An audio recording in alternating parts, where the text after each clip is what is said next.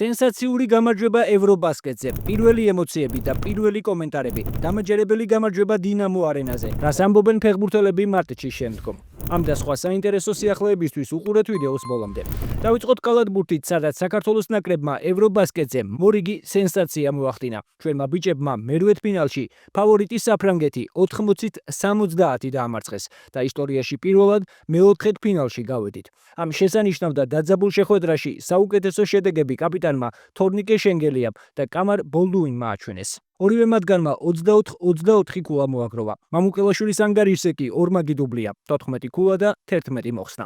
შეგახსენებთ, რომ ეს მიმდინარე ჩემპიონატზე საქართველოს მეორე სენსაციური გამარჯვება. პირველი ესპანეთის დამარცხება იყო. აღსანიშნავია, რომ ორივე შემთხვევაში საქართველოს გამარჯვების მხოლოდ 5%-იან შანსს აძლევდნენ. თუმცა ფაქტია, ჩვენმა ბიჭებმა ორივე შემთხვევაში შესანიშნავი გამარჯვება მოიპოვეს. ახლა წინ მეოთხედფინალია, სადაც საქართველოს ნაკრები ფინეთს დაუპირისპირდება. თუმცა მანამდე მოვისმინოთ გამარჯვების შემდგომი კომენტარები. ხალხი ამბობდა, რომ პლეი-ოფში შემთხვევით მოხვდით. კარგი, იყოს ასე. მადლობა საფრანგეთს ასეთი თამაშისთვის. ახლა ვუყურებ იმ შემადგენლობას, რომელიც დავამარცხეთ. მგონი ცუდი გუნდი არა. მინდა გითხრათ, რომ პირველივე წუთიდან მზად ვიყავით ასეთი ტიპის შეხვედრისთვის და საბოლოოდ მოვიგეთ კიდეც.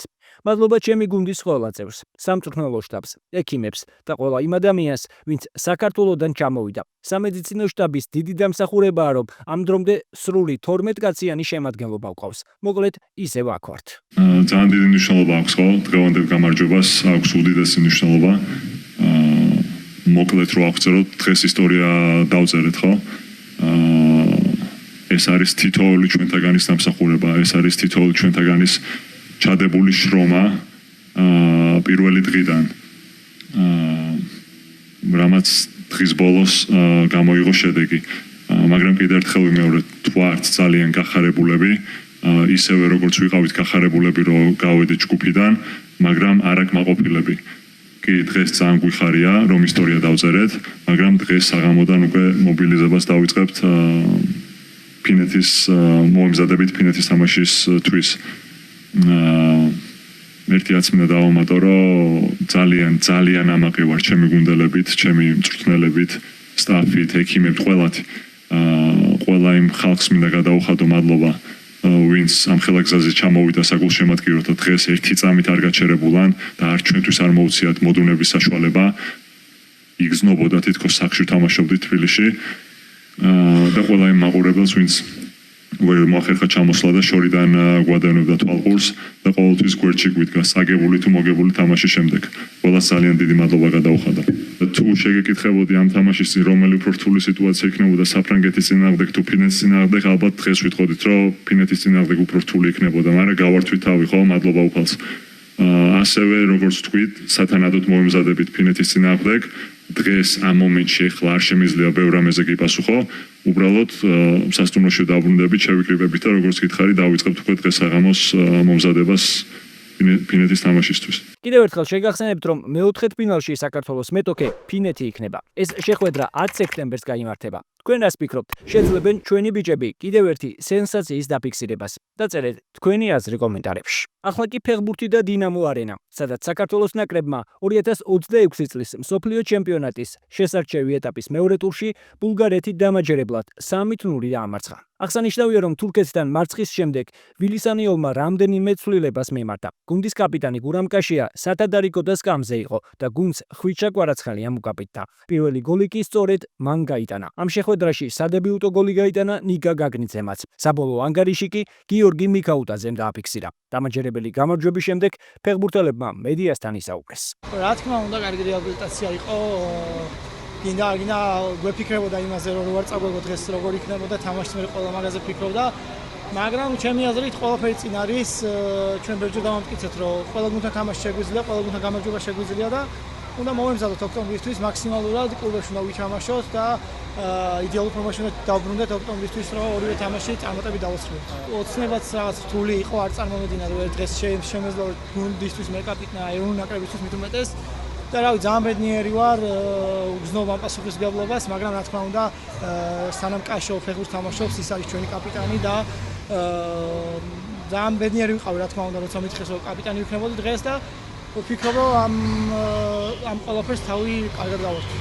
ეკრანზე დავინახე უცბად რომ 10 ქულით მოვუგეთ და ამ დროს ხიზანას ჩაუვარე და ხიზანას უბრალოდ მართალია მეთქი რაღაც ძალიან გავიკვირდა იმიტომ რომ რა თქმა უნდა საფრანგეთი ერთ-ერთი საუკეთესო გუნდი არის და ბიჭებს რავი ძალიან დიდი მადლობა ამისთვის ჩემი აზრით მათ შეუძლიათ რომ კიდე წინ წავიდნენ და ძალიან გაგვახარეს გუშინ იმაზე რაღაც დამწუხრებლები ვიყავით რომ ვერ უყურებდით მათ თამაშს მაგრამ რავი ძალიან დიდი ბედნიერება გვაჩუქეს და დღეს ჩემი აზრით საქართველოს დღე არის იმიტომ რომ ესე დიდი წარმატება იშვიათია და ძალიან ბედნიერები ვართ რომ ჩვენმა საკალათბურთო ნაკრებმა ეს მოახერხა თამაშთან თამაშამდე უნდა მოვუმატოთ ყველა თამაშის განსაკუთრებული მომზადება ჭირდება ხუთი თამაში იყო თურქეთთან ხუთი თამაში იყო დღესაც მაგრამ საბედნიეროდ დღეს გავიმარჯვეთ ჩემი აზრით უბრალოდ უფრო მეტი კონცენტრაცია გვმართებს პირველი წუთებიდანვე იმიტომ რომ ბევრი თამაშია უკვე პრობლემები გვაქვს პირველ წუთებში შემდეგ ვასწავლებ ხოლმე თამაშს მაგრამ რამდენჯერმე უკვე გვიანი იყო ეს ყველაფერი დღესაც იყო საშიშროება რომ პირველ წუთზე გაგვეშვა გოლი საბედნიეროდ არ გაგვეშვია